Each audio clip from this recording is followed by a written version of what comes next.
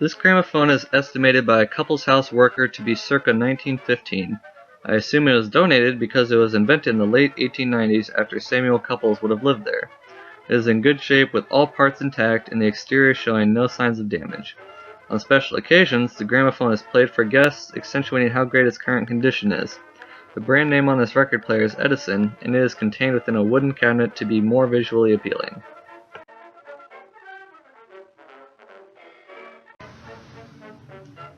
The first contraption designed to record sound vibrations was the phonautograph. Frenchman Leon Scott designed it in 1857 to capture movements of a vibrating membrane on the surface of a smoke cylinder. Sound quality was very low at this point, and no one really knew about his invention. "20 years later, Thomas Edison was working to improve the telegraph and its speed of transmission when he had a revelation. The technology used in the phonautograph could be applied to repeat the human voice and other sounds. 1 year later, Edison finished creating a new device, the phonograph. Some changes between the phonautograph and the phonograph included covering the rotating cylinder with tin foil, making the cylinders from wax so they would last longer, producing more effective mouthpieces for amplifying sound, and replacing the hand crank with a spring motor. These all improved the fidelity of recordings and made the listening experience more leisurely, aspects that were not present in the phonautograph. Edison initially made the phonograph with no purpose in mind, but it held promise in many areas, especially record-keeping, education, music, and entertainment.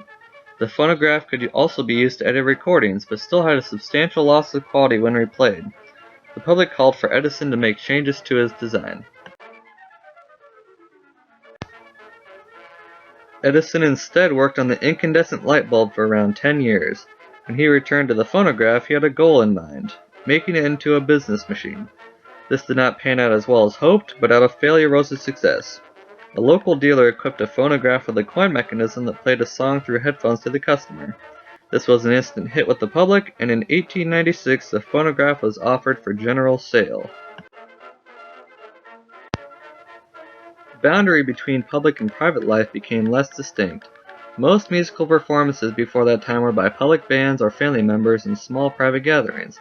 As Bronte says, "Our pleasure was increased by the arrival of the Gimmerton Band, mustering 15 strong. A trumpet, a trombone, clarionets, bassoons, French horns, and a bass viol besides singers. They go the rounds of all the respectable houses and receive contributions every Christmas, and we esteemed it a first-rate treat to hear them."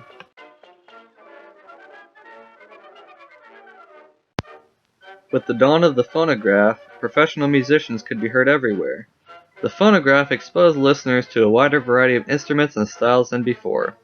More importantly, it allowed people to make and listen to their own recordings, transforming the phonograph into an instrument of its own. By 1900, the phonograph was a staple item of furniture in the home.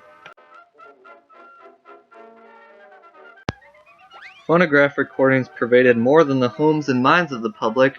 They also came up in many novels and literary texts. References to the phonograph were made by such names as Sir Arthur Conan Doyle, Jules Verne, Bram Stoker, and Mark Twain. Many writers, Mark Twain in particular, criticized the phonograph for its low quality and disembodied sound, yet it continued to increase in popularity around the world.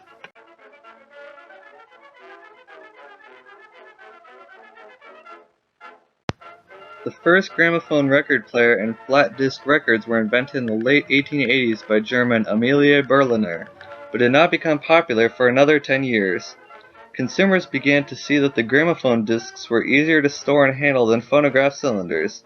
Edison saw this new competition appear and made his own gramophone with some added innovations. This included making the records, needle points, and mouthpieces out of better materials in order to improve durability of parts and increase listening quality.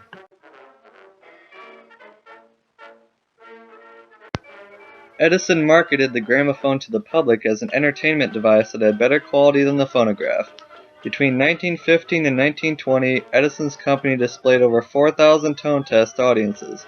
The tone test consisted of a gramophone playing next to a singer and alternating back and forth between them, emphasizing how little they varied. Over 2 million audience members heard these tests, promoting public perception of the gramophone.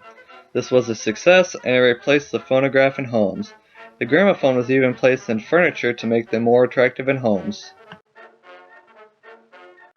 Unfortunately, the radio came to be popular in 1925 and ousted the gramophone as America's top choice for music listening. The public appreciated the new technology of the radio in addition to the energy and variety that the radio presented. Today, the record player is still actively used and is one of the most enduring music technologies.